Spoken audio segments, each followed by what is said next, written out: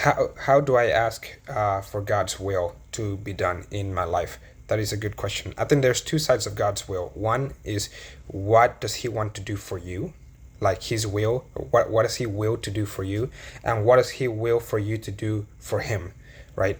And I think the first one is what He wants to do for you. He wants to be generous to you. He wants to love on you. Like He wants to bestow every single spiritual blessing in the heavens. Quote from the Bible, right? Every single spiritual blessing in the heavens.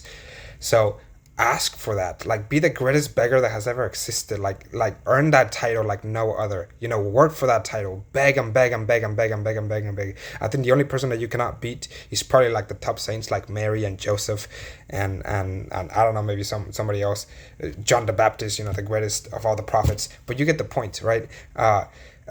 Learn to be a beggar. But the second one is, what does God want for you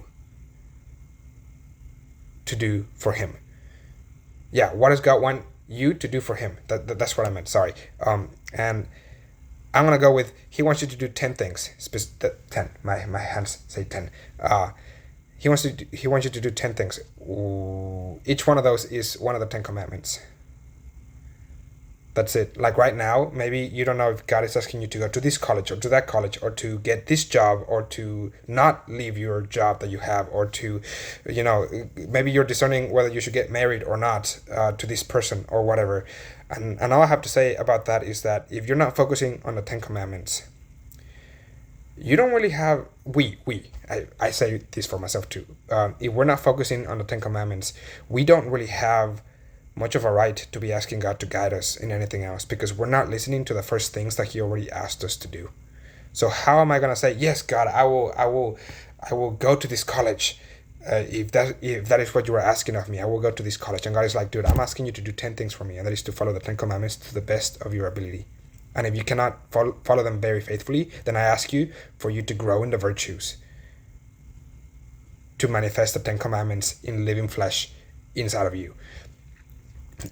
So that is really it. This is a short video.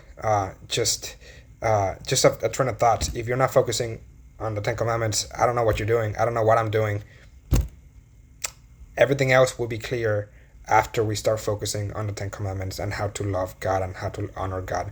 Everything else, every other plan on where am I going to go to college, is going to come after.